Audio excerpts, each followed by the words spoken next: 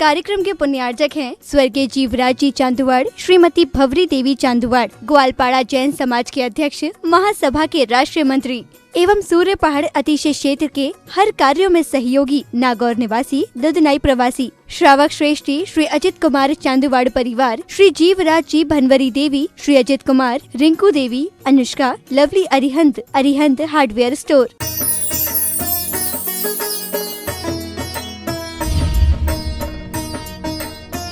धर्म स्नेही महात्माओं, आज आपका और हमारा सबका बहुत पुण्योदय है। सूर्योदय दिगंबर जैन अहिंसा तीर्थ सूर्य पहाड़, जिसपे कल भगवान विराजमान हुए और आज हम सबको भक्तामर विधान करने का सौभाग्य प्राप्त हो गया, इससे बड़ी और कोई बात नहीं। कितने आनंद से भगवान है और हम हैं और आप हैं। आप विचार करके रखना, कोई लाग लपेट नहीं, कोई संगीत नहीं, कोई ढोल धमाका नहीं, और इस तीर्थ पर बरसों बरसों बाद हमारे 8वीं शताब्दी में इस तीर्थ का सृजन ऐसे अरसे में हुआ। आप विचार करके रखना, जब कलिंग देश के राजा खारवेल राजा, कलिंग राजा यहाँ से जब मगध की ओर कूच कर रहे थे, विहार कर रहे थे, मगध को जीतने के लिए प्रयास कर रहे थे, और वो जब यहाँ से निकले तो आपकी ब्रह्मपुत्र नदी ने रोक दिया उनको। ब्रह्मपुत्र नदी ने उन्हें आगे नहीं बढ़ने दिया, क्योंकि वर्षा ऋतु आ गई। वर्षा ऋतु में बरसात के कारण से ब्रह्मपुत्र नदी पर इतना पानी आया कि वो नदी पार नहीं कर सके। पहले कोई ऐसे साधन नहीं थे, बड़े स्टीमर नहीं थे, बड़ी नौकाएं नहीं थी जिससे वो बैठकर जा सकते। छोटे छोटे नावों से बैठकर तैर कर पार किया करते थे। वो पूरी सेना जब इस सूर्य पहाड़ पर विराजमान हुई, रुकी, उन्होंने अपने डेरे डाले।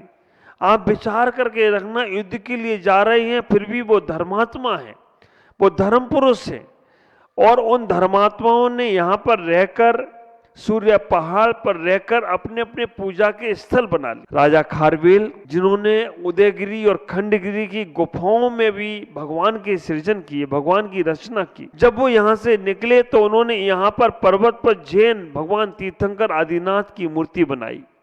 एक चक्र है जो चक्रवर्ती का प्रतीक है, शांतिनाथ भगवान चक्रवर्ती थे, तो वो भी एक मूर्ति बनाई। और उनके सैनिक भी जैन थे, उन सैनिकों ने भी यहाँ पर दीवालों पे मूर्ति बनाई। 5 पांडवों की मूर्ति यहाँ बनी। विचार करके रखना, सेना में केवल जैन लोग ही नहीं थे, सेना में हिंदुत्व को मानने वाले भी लोग थे। उन लोगों ने यहाँ पर शिप इंडिया बनाई। हिंदुत्व ज़्यादा होंगे तो उन्होंने 99,999 लिंग यहाँ बनाए, 2 लिंग बाकी रह गई। ऐसा भी एक जगह उल्लेख आया है कि यहाँ पर एक शंकराचार्य आए, और उन शंकराचार्य ने, व्यास मुनि ने आकर यहाँ पर 99,999 शिवलिंग बनाए। इस क्षेत्र को वो द्वितीय काशी के रूप में बनाना चाहते थे, लेकिन 2 लिंग कम रह गए। इसलिए ही जैसे काशी है, बनारस है, जिसको महातीर्थ बोलते हैं, वैसा नहीं बन सका। तो वो भी यहाँ पर आकर उन्होंने भी अपने पूजा के स्थल बनाए। तीसरे नंबर पर बौद्ध अनुयायी भी सेना में थे। बौद्ध अनुयायियों ने अपने बुद्ध भगवान के स्तूपों को बनाने का प्रयास किया। आप ख्याल करके रखना, जहाँ नदियों का संगम होता है, जैसे इलाहाबाद में गंगा, जमुना, सरस्वती, ये तीनों का संगम होता है, तो उसे इलाहाबाद को संगम कहा जाता है। और एक सूर्य पहाड़ पर जहाँ जैनत्व का, हिंदुत्व का, बुद्धत्व का संगम, 3 परमात्मा का संगम हुआ, तो इसको सूर्योदय पहाड़ कह दिया गया। सूर्य पहाड़ कहा गया हो तो कोई आश्चर्य की बात नहीं। विचार करना, यहाँ नदियों का संगम नहीं, यहाँ परमात्मा का संगम हुआ। तीनों भावनाओं की परमात्माओं ने यहाँ से जन आकर यहाँ पर उनके उपासकों ने उपासना करी। कभी आप महाराष्ट्र जाओ, पैठन एक जगह है, वहां पर मुनि सुब्रतनाथ भगवान, आप विचार करके रखना, ऐसा उल्लेख आता है कि जब रावण का भाई खरदूषण वहां से निकल रहा है, भाई नहीं था। खरदूषण जब वहां से निकले तो उन्होंने पैठन में जब रुके तो नदी की बालू से वो मुनि सुरेंद्रनाथ भगवान बनाए और आज भी हैं और बहुत चमत्कार है पैठन वाले बाबा का। तो आप ख्याल करके रखना, ऐसे ही चमत्कार हमारे यहाँ सूर्योदय दिगंबर जैन अहिंसातीत का है, क्योंकि वहां के भगवानों का अतिशय और चमत्कार है। उनके जाने के बाद 8वीं शताब्दी में वो तीर्थ पर वो भगवान विराजमान, पानी उतरा, चला गए। खारवेल राजा तो चले गए, लेकिन उस वक्त जब आसाम की स्थापना हुई उस वक्त यहाँ के राजा थे हर्षवर्धन। विचार करके रखना, हर्षवर्धन के समय यहाँ पर और बहुत सारे राजा हुए। हर्षवर्धन जैन धर्म से प्रभावित हुआ, उस राजा ने यहाँ का संरक्षण किया और आगे बढ़ती गई बात। जैसे जैसे जैन अनुयायी आए, उन्होंने पूजाएं की, उन्होंने उपासनाएं की और पूजा उपासना कर कर अपने इस धर्म को बचाने का प्रयास किया, धर्म को बढ़ाने का प्रयास किया। तो आप विचार करके रखना, पूर्वोत्तर में साधु संत भी रहे। ऐसा एक जगह उल्लेख आया है, कोई चाइना से, चीन से आदमी आया, उसने कहा यहाँ नग्न दिगंबर, यहाँ पर नग्न लोग भी रहते थे, नग्न साधक भी रहते थे। यह वही पहाड़, यह वही पर्वत है। मैं आपसे कहना चाहता हूं, इस पर्वत पर चारों तरफ हरियाली है, चारों तरफ बहुत शांति का वातावरण है। और सबसे बड़ी आश्चर्य की बात है, पूर्वोत्तर में हमारी इतनी बड़ी जैन समाज, गुवाहाटी लगभग 2000-2500 घर हैं, 8 से 10,000 लोग हैं और पूरे पूर्वोत्तर में कम से कम 4 से 5,000 घर हैं। और उनके पास, अगर उनके पास कोई धरोहर है तो हमारा सूर्योदय पूर्वोत्तर का अहिंसा तीर्थ ही सूर्योदय है, जो उनके पास एक ऐसी धरोहर है। जैसे हम अगर दक्षिण में जाएं तो बाहुबली गोमटेश्वर हमें मिलते हैं देखने को, दक्षिण में जाएं तो बाहुबली गोमटेश्वर के दर्शन मिलते हैं। अगर हम उत्तर में जाएं, हम अगर यहां से देखने का प्रयास करें तो सम्मेद शिखर हमारा पश्चिम में है, वैसे सम्मेद शिखर भी पूर्व में ही है, लेकिन पूर्वोत्तर से जाकर देखेंगे तो पश्चिम में मिलेगा। कहीं मांगी तुंगी है, कहीं पापापुरी है, कहीं कैलाश पर्वत है, कहीं पर सम्मेद शिखर है, कहीं बाहुबली गोमटेश्वर है, कहीं गिरनार जी है। हम वहां नहीं पहुंच सकते तो कोई बात नहीं, पूर्वोत्तर वासियों से कहना चाहूंगा, आप सबने आज यहाँ भक्तांबर का विधान करके हमारे भगवान की ऊर्जाओं को प्राप्त करने का प्रयास किया। और ऐसी ऊर्जा, कल ही तो वो महल में विराजे हैं अपने, कल ही तो उस प्रसाद में आए हैं, कल ही तो उस जिनालय में आए हैं और आज ही हमने उतनी ऊर्जाओं को प्राप्त कर लिया भक्तांबर का महामंडल विधान करके। मेरी आशा थी कि मैं करूं, मैं अपने आप तो करता ही करता, 24 विधान एक और करना है। देखो, पुण्य रहा तो किसी श्रावक के भाग में जाएगा, नहीं तो मैं तो पढ़ूंगा ही पढ़ूंगा मन। आप इतना ही विचार करके रखना, यहाँ हमारे ग्वालपाड़ा, दूधनई, कृष्णई, सब जगह के लोग बैठे हैं। तो ये सब विधान का जो पुण्य अर्जन आपने किया, ये सदियों सदियों तक याद रहेगा कि प्रथम विधान किसने किया, तो गुवाहाटी के महिला मंडल ने किया। और प्रथम विधान भी कौन सा, भक्तांबर का। विचार करके रखना, ये भक्तांबर का विधान होना बहुत बड़ी बात है। ये युग चल रहा है भक्तांबर का। जिन लोगों को इस संसार में कभी कोई तकलीफ, कैसी भी तकलीफ है, क्योंकि भक्तांबर का जो विधान लिखा गया, जेल में बैठकर लिखा गया।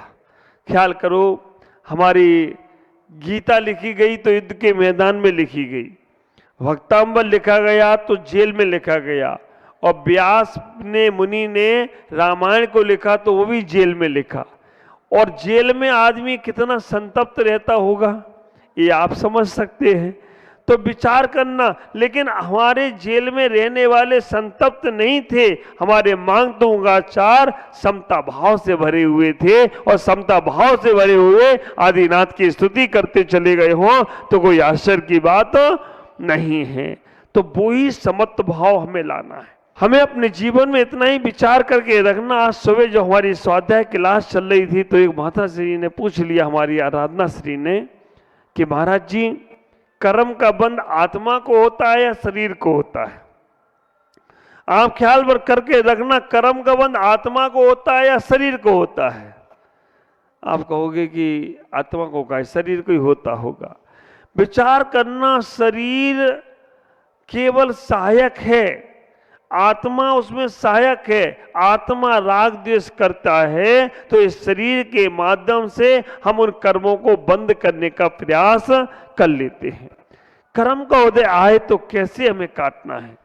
जैसे मानतुंग आचार्य ने समत भाव रखा, जैसे मानतुंग आचार्य ने परमात्मा की स्तुति में अपना समय लगा दिया, जैसे मानतुंग आचार्य ने भगवान की भक्ति में अपने जीवन के उस विषम समय को, विषम परिस्थितियों को लगा दिया, वैसे ही हम अपने जीवन को समत्त भाव में लगा दें। समत्त भाव से हमारे कर्म करते चले जाएंगे। मैंने कहा उनसे, अगर तुम्हें दर्द हो, दुख हो, कष्ट हो और हाय दैया करके तुम्हारे कष्ट कम होते हो तो डॉक्टरों को दवाई की जगह लिखना चाहिए 4 बार हाय दैया करो, तुम्हारी बीमारी दूर। थोड़ी ज्यादा बड़ी हो तो 100 बार कर लेना हाय दैया। अगर इससे तुम्हारे कर्म कट कर होते हो और रोने से होते हो तो विक्स लगा लो, रोना शुरू करो। विचार करना, इससे नहीं कर्म कटेंगे। कर्म जब भी कटेंगे समत भाव से कटेंगे। मैं आपसे कहना चाहता हूं, भक्तांबर की आराधना जब कभी आप अपने घरों में भी रहो, अपने घरों में भी रहकर भक्तांबर पढ़ सकते हो। एक दीपक जला लो, बैठ जाओ और 48 बार भक्तांबर का काव्य करो और दीपक को लेकर भगवान का मन में स्मरण करते हुए घर में भी दीपक जलाओ। रोज पढ़ना चाहिए। भक्तांबर जब उन्होंने पढ़ा था तब इतने मंत्रों का सृजन नहीं हुआ था, लेकिन उसके बाद 108 प्रकार का पद्यानुवाद हो चुका और ऐसे ऐसे भक्तांबर के बारे में मंत्र हो गए, ऐसे ऐसे भक्तांबर से रोग दूर होने लगे। कैंसर जैसी बीमारियां भक्तांबर से दूर हो रही। कहते हैं 45 नंबर का काव्य पढ़ो, आपकी कोई भी बीमारी हो दूर हो जाएगी। अगर आपके बच्चों को बुद्धि का विकास नहीं होता है, कौन से नंबर का काव्य पढ़ना है?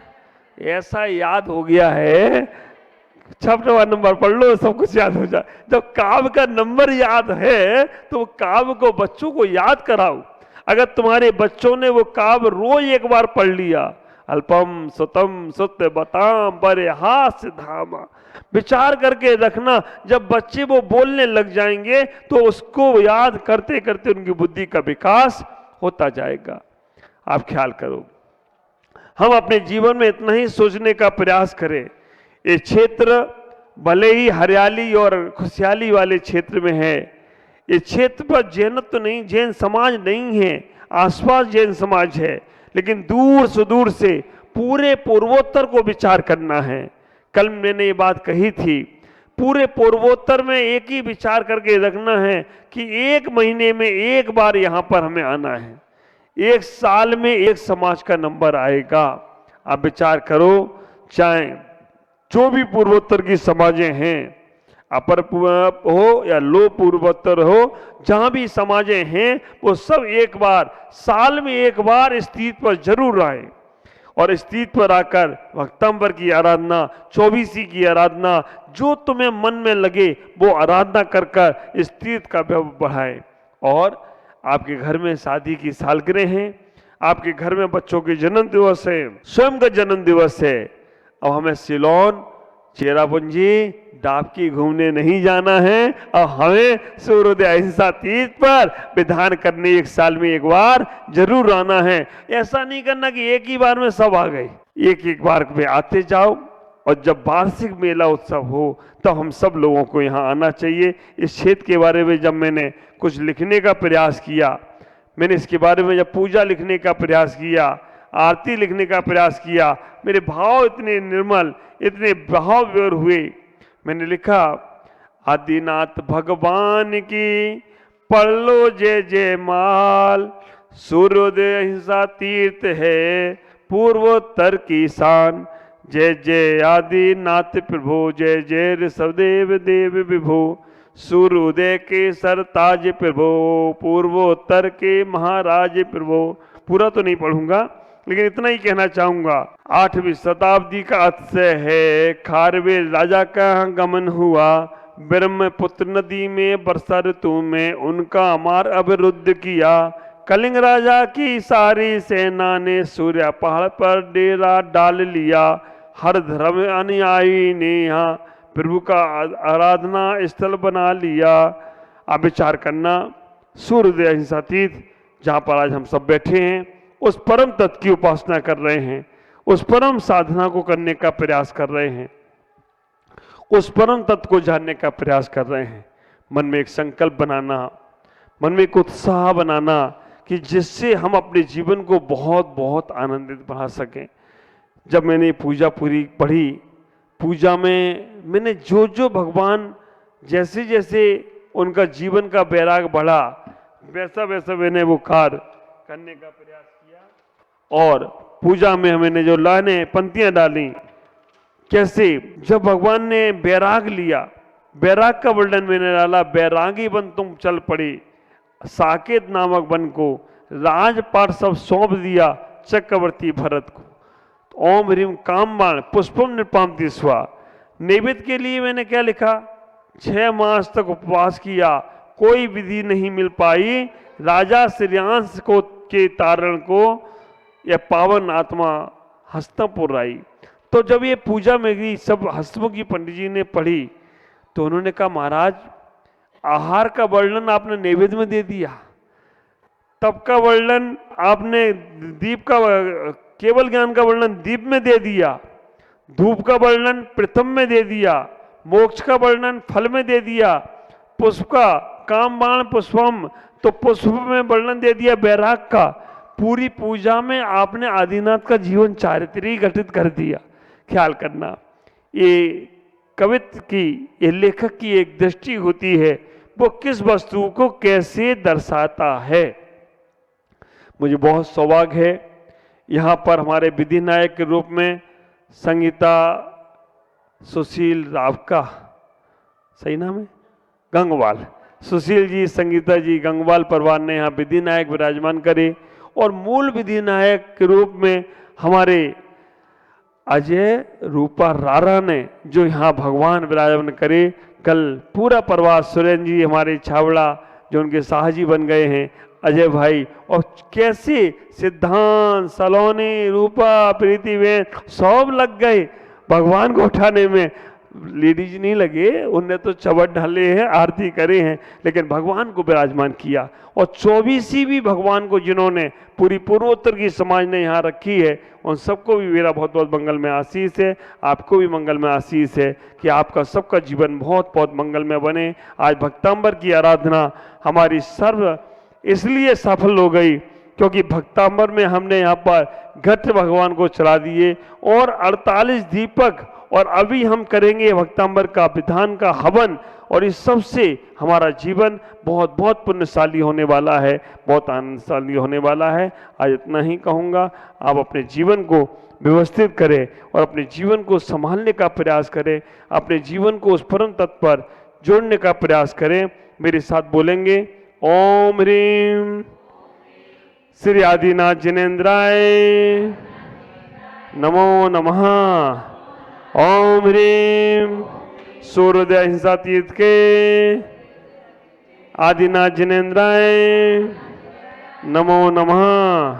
बोलो आदिनाथ भगवान की, भक्तांबर महामंडल विधान की, बादशाह रत्नाकर दादा गुरु आचार्य विमल सागर जी महाराज की, बादशाह दिवाकर आचार्य भगवान गुरुदेव पुष्पचंद्र सागर जी महाराज की।